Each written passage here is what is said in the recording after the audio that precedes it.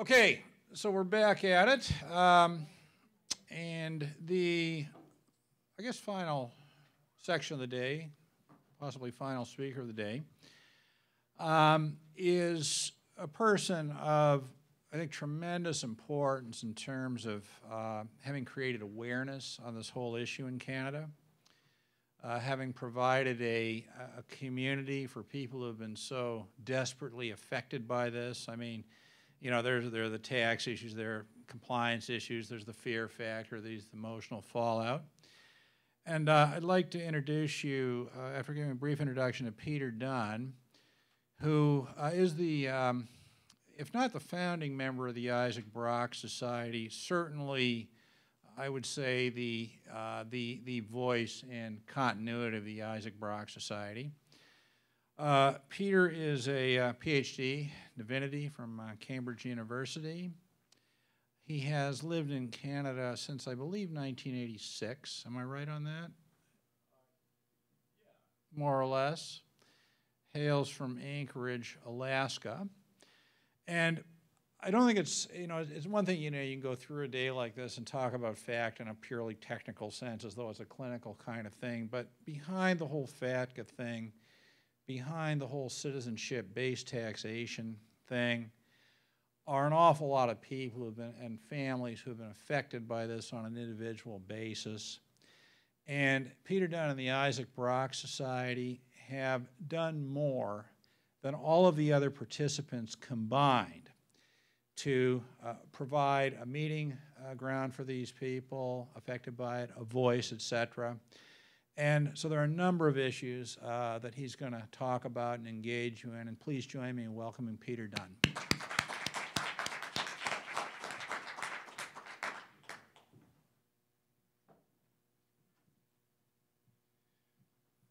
Thank you, John. I have these prepared notes, but I think I'll just talk a little bit about my experience. John wanted me to talk about the experience of relinquishing my United States citizenship. Let me explain why I did that. In 2010, my lawyer handed me an article about the HIRE Act. Now, nobody's bringing up the HIRE Act here. What is the HIRE Act? It was what I call the New Berlin Wall, which said that if you had over $2 million in assets or $134,000 in tax liabilities, that you would become what's called a covered expatriate. And there would be consequences for that, including anything above $600,000 in capital gains would have to be paid in, well, let me explain. You have to first mark to market all of your assets, and then anything above $600,000 in capital gains, you would have to pay a very steep taxes on, 45%, I believe, if I'm not mistaken. Now, my assets were a little bit less than $2 million, maybe a lot less than $2 million. However, I've been a do-it-yourself investor for the last few years, and I noticed that I was doing not so badly. And I also noticed that my house was, we bought it for $200,000 in Vaughan, is now worth $400,000 at that time. It's now worth $460,000. Thank you to 0% interest rates. But I saw that my assets were rising very quickly, and I also noticed that the US dollar was going down, because when we first bought the house, the dollar was at about $1.35 against the US dollar, and now it was on par or slightly above par. So my lawyer handing me this article about the HIRE Act got me to thinking, you know, maybe this dual citizen, or I was just a US citizenship at the time, I hadn't become a Canadian. This isn't really a very good deal for my wife. She's Canadian. There's no reason why she should have to pay a percentage of her assets if I decide to lose my US citizenship. So that very thing, this law, the HIRE Act, which was designed to keep people from renouncing their US citizenship, was the very thing that caused me to renounce my citizenship, because I decided that I had better get out while the getting was good. So I immediately applied for Canadian citizenship. Now, I was going to do that anyway before the next PR card came up. You know, I hate filling out paperwork. That's my biggest thing I hate. And so the 5 pages of the PR card of forms, I hate them. I decided, well, next time I'm just going to apply for citizenship, and then I'll never have to apply for another PR card. Well, I did it. I applied for citizenship. And on 2011, February 28th, I became a Canadian citizen. And I went up to the judge, and I said to her, I want you to know that today I've become a Canadian citizen, but at this moment I also relinquished my United States citizenship. Because becoming a citizen of another country or making a pledge to a foreign power is considered an expatriating act. That if you do it with the intent to lose your United States citizenship, then you lose your United States citizenship. So you have to have the intent to lose it, and I did so, and I went up to the judge, and Andrew was videotaping it. So we know that we had a record that I said to the judge I was relinquishing my U.S. citizenship. And the reason why I did that was because there's now a $450 charge to renounce your U.S. citizenship. And that's because you have to engage the services of a United States consulate officer who will accept your renunciation. So they think that's worth $450, which is quite a violation of the Universal Declaration of Human Rights, which says that no one shall be denied the right to change their nationality. So the United States, which was one of the nations that was most instrumental in creating the Universal Declaration of Human Rights, never ceases to violate those rights, particularly when it comes to their own citizens. So that's my story of why I relinquished my United States citizenship. I have to say that one of my motivating factors is the protection of my family. I mean, I have my wife, Kathy, and 4 cats. We don't have any children, but still, that's family. And my wife is the owner of a Canadian company. They overhaul wheels and brakes and airplane propellers. And she employs, along with her brothers and her parents, over 30 Canadians. And I don't understand why a Canadian employer should be exposed to taxes from a foreign country.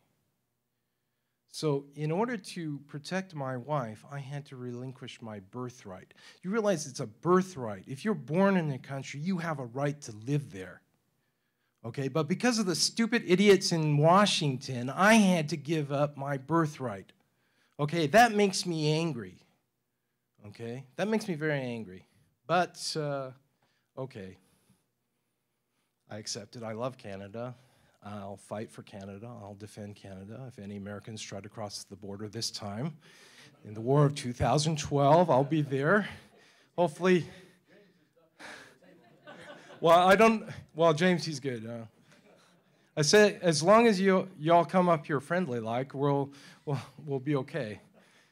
But I've said that many times, that my loyalties have changed. My loyalties belong to Canada. And let me say that I was trying to hide in the shadows, just like all of the other people at the Isaac Brock Society. They all blog there, or they comment using aliases. There's numerous reasons why they do that. That way they can reveal certain private details of their experiences as Americans living in Canada or Switzerland or Hong Kong, New Zealand. People from all around the world are commenting and blogging at the Isaac Brock Society. We have had 34,000 comments so far in just 1 year, 1,000 blog posts. And we're keeping abreast of the issues of United States taxation, the foreign bank account report, and the FATCA law. And let me tell you a little bit why I came out of the shadows. And this is one of the reasons why I have spoken to numerous reporters in the United States, not so much in Canada. The American reporters seem much more interested in my story. It's because I'm one of the few people that's willing to come up with my name. Oh yeah, my name is Peter Wallace Dunn. I live, you can find where I live. And I've had the audacity, if you will, to stand up and speak out against this. And most people are afraid to. But a few months ago, over a year ago, Jim Flaherty came out with his announcement that, if you're a Canadian citizen, we will not collect taxes from you. Okay? And if you're a resident of Canada, no matter what your citizenship is, we will not collect foreign bank account report fines, or FBAR fines. Now, nobody's talked about foreign bank account report much. The foreign bank account report is a 40-year-old law that was never really enforced for about 40 years until about 2009, when the United States opened up a program called the Overseas Voluntary Disclosure Program. Now, this law requires that you report your bank accounts to the United States Treasury. And if you don't, there is a non-willful fine of $10,000. Now, we're not sure whether that's $10,000 per violation or $10,000 per account. Now, some of you can all count up the number of accounts that you have. I don't know, I have about 15. Could I afford a $150,000 fine for not reporting my accounts? However, the willful fine is unbelievable. It's 50% of your bank account. 50%. And guess what? There's a 6-year statute of limitations, which means that you not only would you owe any taxes and fines and interest due on your account, but you would also owe 50% of the highest balance of your account each year. So potentially you could owe up to 300% of your financial wealth to the United States Treasury in willful foreign bank account report fines. And let me tell you something, I am in willful non-compliance, because I said to the United States government on the blog several times, I will not come into compliance with this law because this law is a violation of the 4th Amendment and the 5th Amendment and the 6th Amendment and the 7th Amendment and the 8th Amendment of the United States Constitution. Okay? I could go through all of those, but I have a blog post on each one of those on the right-hand side of the column. But let's just start with the 4th Amendment. The 4th Amendment says that in order for the government of the United States to get information from you, they have to tell a judge why they think that you may have broken the law. And that warrant has to have your name on it and the place that's going to be searched. Now, FBAR isn't that. It's just simply hand us your information. We don't care who you are. If you've got a foreign bank account, we don't know whether you committed a crime, but we're fishing. It's all about fishing. You're fishing for information. So this is why the government of Canada must not enter into intergovernmental agreement, because they have indicated to the world what they're going to do with FATCA. What is the purpose? Is it to get some fat cat in the United States? No. It's to be able to find people who have bank accounts 50% of their bank account. Okay, so now we were told that we didn't need to give them this information because they don't need the information. But they do need the information. Have you seen the budget deficit in the United States? Have you seen it? Well, let's see, what was it the last time I looked? $1.7 million, million? Trillion. Well, we don't know for millions and trillions. I mean, it's such a big number. What's the difference? Set 1.7 trillion, that's what they're on board to be overspending this year, according to how much they've overspent thus far in the first 3 months. Well, there's already the $16 trillion debt, but that will never be paid back. So, okay, so getting back to the whole reason why they want FATCA is so that they can get the account information of American persons living in Canada, and so that the Treasury Department can then send 50% fines to each person. Now, how do I know it's going to be 50%? Because if you go onto the Voluntary Disclosure Program fact list of the frequently asked questions on the IRS website, they say, why should you enter the Voluntary Disclosure, Overseas Voluntary Disclosure Program? It's called OVDP. Why should you enter this? Because the voluntary disclosure, this program is a little la-la land where you give up all your rights. Just like we're going to give up all our treaty rights, we're going to give up all our constitutional rights, our Fifth Amendment right, our Fourth Amendment right, and so forth. Okay? And then we're going to tell the IRS all about our bank accounts and how much tax we didn't pay, and then we're going to pay all our fines and up to 27.5% fine of our financial assets in the voluntary disclosure program. Now, in the FAQ, it says, as frequently asked questions, why should you enter this program? And the answer that they gave is very interesting for the purposes of our meeting. The answer was, because if you don't, we're going to find out anyway, and when we find out, you're going to be paying the bigger fine. And how much is the bigger fine? 50%. Now, what do you think? It's a good idea for the government of Canada or the banks to give over our accounting information to the IRS so that the IRS can assign American citizens, most of whom are Canadian citizens, 50% fines? I don't think that's a good idea. You know, there's 1 million of us, something like that. I don't know what the dollar amount would be. I shudder to think. You know, when Flaherty came out and said we will not collect the FBAR fines, the United States uses other forms of pressure to try to collect these. You know, my dad lives in the United States. And my brothers and sisters are worried about him because he's starting to show signs of Alzheimer's. Wouldn't it be nice if I could go visit my dad? But I blabbed off my mouth, and now I'm a little bit scared to cross the border. Okay? So if it comes to it, I'll have to ask my sister, who's a lawyer in Anchorage, to get do a search and find out if there's a warrant for my arrest. And what am I doing? I'm just trying to get Canadians to be courageous and stand up to the United States. So this is what Flaherty said. He said, we're going to not collect the FBAR fines. So I came out. I knew my financial wealth was safe because all of my accounts are in Canada.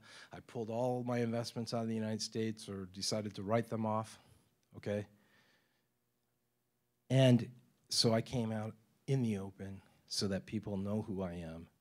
And this is how I'm leading the Isaac Brock Society in the sense of I'm setting an example. I think we should all come out of the shadows. You're going to arrest 1 million of us? I don't think so. But anyway, but let me get back to what Flaherty said. He said this in order to protect Canadians. I understand that. It is a job of a government, of an autonomous, sovereign nation to protect the residents and citizens of that country, okay? He said this because of the draconian nature of the threat of the United States, FBAR fines, FATCA, and so forth. Now, let me tell you something. In my view, there's been a lot of damage done already, okay? So this level of protection isn't enough. Because in my view, what Flaherty was saying is that you guys out there, stand up for yourselves. You're Canadians, don't give in to the pressure, okay? So Basically, Flaherty is asking all of us to be Clint Eastwood. Go ahead, make my day, okay? And I don't look like Clint Eastwood, but I think I have a little bit of his attitude. Go ahead, make my day, okay? Yeah, right. Pay you $3,000? That's a bill I got a few months ago. I said, hell no, hell no. I'm not gonna pay you one penny. I might spend the money for a stamp to tell you my reasons why I'm not going to pay you any money, but I begrudge even that, okay? So I begrudge paying for a stamp. Well, we faxed the information. Eventually, they said I don't owe anything. Okay, great. But the problem is that we're not all Clint Eastwoods. The people I've talked to on the phone are far from it. They're worried. They're scared. They want to get rid of the United States citizenship, and I was just talking to one lady. She says, but if I do that, then I'm going to have to expose my finances to the United States. So it's a scary situation for them. And now FATCA's come along and scared the hell out of everybody, because now, you see, the thing is, before, if you didn't tell the United States, they didn't know about you and they didn't care, okay? If you didn't file your taxes, if you didn't file your FBARs, they don't know anything about you. I've talked to hundreds of people, maybe not hundreds, I'm exaggerating, a half dozen people who say, I don't even have a Social Security number. Well, good. You don't want a Social Security number, because if you don't have a Social Security number, you don't exist, okay? As far as the IRS is concerned, and you don't want to exist as far as the IRS is concerned, okay? So, but they're afraid. They're afraid that their bank is going to rat them out and tell the United States what they have in terms of assets. You know, when I talked to one lady in Quebec, she had $30,000.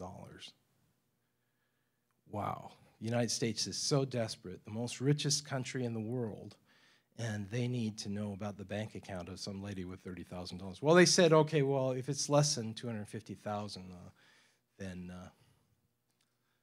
the bank doesn't have to rat them out. Right. They still have to file FBAR, because the FBAR threshold was made 40 years ago when $10,000 was worth $400,000. But they haven't raised the threshold yet, so even people with minimal, tiny little assets wouldn't even pay 1 minute for the government to run on $10,000, you know? Not even 1 minute. Jim's gonna figure this out. How long could the United States government run on 10? Not even 1 minute. I'm sure it's not 1 minute. So, let me tell you a couple stories from the Isaac Brock Society to just give you an idea of why it's important that we refuse the governmental deal, and why it is that I believe that the Tory government, and I'm not being political here, because I don't care what party it is, Green Party, PC Party, Liberal Party, NDP, Tory government, I don't care, as long as you're on our side. I'm like that guy from the Lord of the Rings, the Ent, you know, he was asked, well, whose side are you on? He says, I'm not on anybody's side, because nobody's really on my side. This is what I think. We have one side in this issue, and that's the Canadian side. This is why the current government hasn't protected Canadians enough. Just one correction, it's the progressive Canadian side. Progressive Canadian side, yes, of course. Because there's still some people out there that aren't Clint Eastwoods. They're not the kind of people that are going to stand up to injustice, but they're going to try to obey the law. So we know somebody, she goes by the moniker alias Calgary 411. And a few decades ago, she moved to Canada, and when she became a Canadian, she was told that she would no longer be an American. That was the United States government was telling everybody that. So then a few years ago, maybe 3 years ago, she was trying to cross the border, and they said, look, lady, you have a U.S. birthplace. You're supposed to come into U.S. with a U.S. passport. She goes, but I'm a Canadian. You know, that's how she talks. She got a little meek voice like this. I'm a Canadian. She's not Clint Eastwood. She's not, I'm a Canadian. And that's the way you have to answer those guys. I'm a Canadian. Because if you do it that way, then they say, oh, okay. They back off a little bit. Okay, but she said, but I'm a Canadian. And so they said, no, you're an American. Well, there was this one guy who went to the border, and they said, you've got a U.S. birthplace. You're supposed to come here in a U.S. passport. And he said, I'm a Canadian. And they said, look, sir, you're an American until we tell you you're not. So she went and got a passport, even though she didn't think that was right. She got a U.S. passport. And then after the fact, she found out about all these compliance issues about taxes, and she's supposed to file her taxes and her FBARs and everything. And so she spent the last 2 years trying to figure out what to do. She spent thousands of dollars in legal fees figuring out what she's going to do about renouncing. Now she's renounced her citizenship. But this is a terrible situation. I mean, you would, I almost weep sometimes when I read the stories of people. And she has a mentally disabled son, and she can't renounce for him. They said that he's not mentally competent, therefore he can't renounce. But you can't renounce for him either. So he's going to be a U.S. citizen for the rest of his life.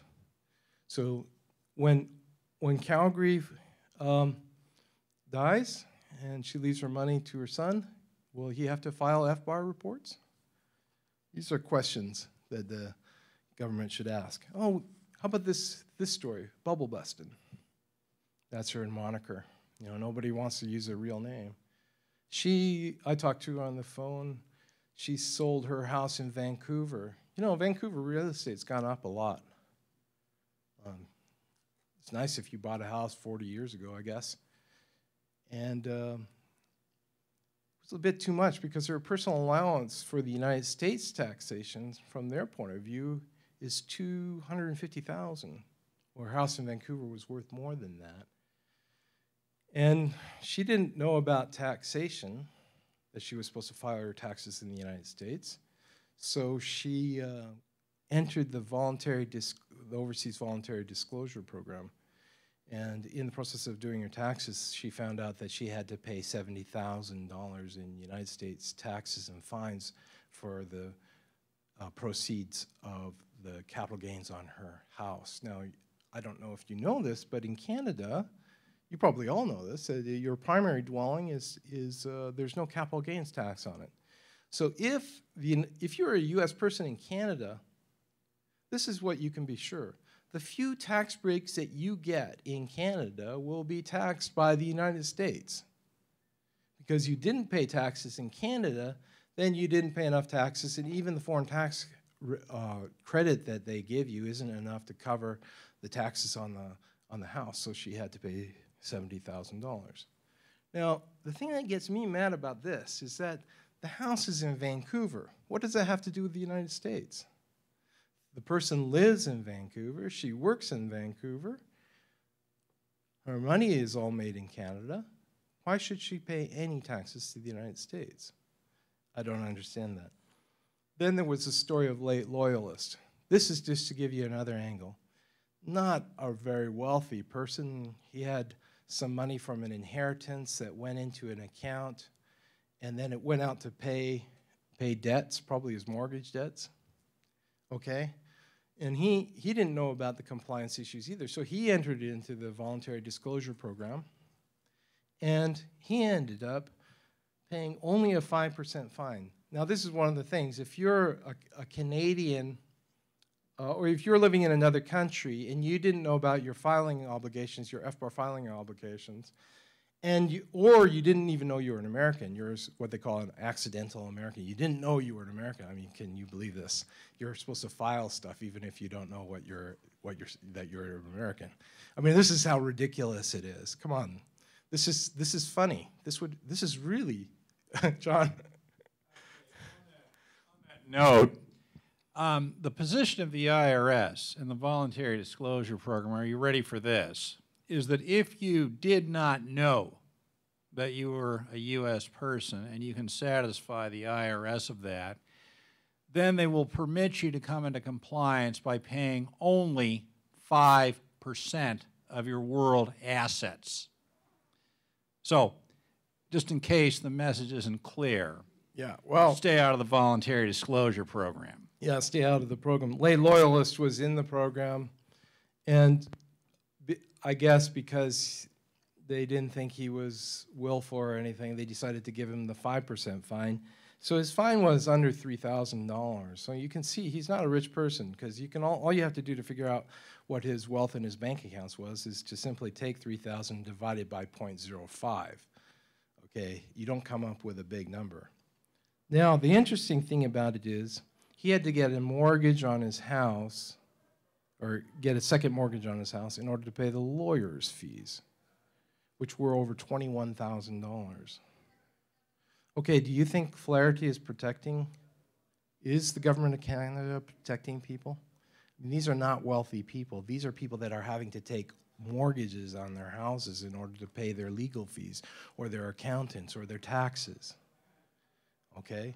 So I just wanted to bring this angle of the story in, because we've had some really, really smart people talking about lawyers and the law and international law. I mean, I'm just amazed at how smart the people are who have talked today, including Jim Jatras. I'm so thankful that you're here. But I want the Progressive Canadian Party to know the stories on the ground, how people are suffering already. Okay? This is suffering, I think, in the thousands. Why is it in the thousands when there's 1 million Canadians who are allegedly U.S. citizens? It's in the thousands because most people, the media, they're not paying attention to this issue, okay? When FATCA comes through, that is, if FATCA is implemented, then this will be in the hundreds of thousands of people that will be suffering because of the United States citizenship-based taxation. People living in Canada, they're your neighbors, they're your relatives, they're people that you know. And we need to protect them. This country needs to protect its residents and its citizens.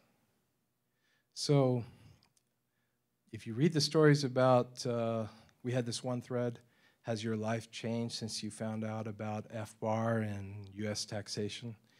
People wrote, I can't sleep anymore. I'm on antidepressants. I feel like killing myself. Okay, is it suffering when you feel like killing yourself? I mean, how do you measure how much suffering people are going through? I think it is. I think it's suffering. Okay, so they're not rounding us up and taking us down to Guantanamo Bay and torturing us. But if you actually push people into a situation where they're so depressed that they can't eat or they can't stop eating, and they feel like killing themselves, then you're torturing them through another means. And I'm sad.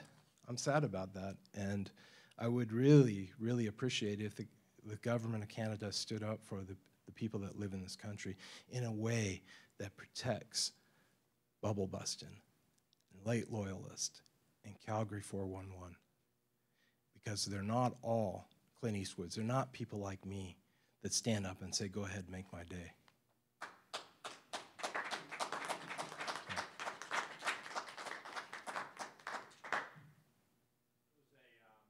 Fantastic, Peter. Great trial lawyer, American trial lawyer, Levine.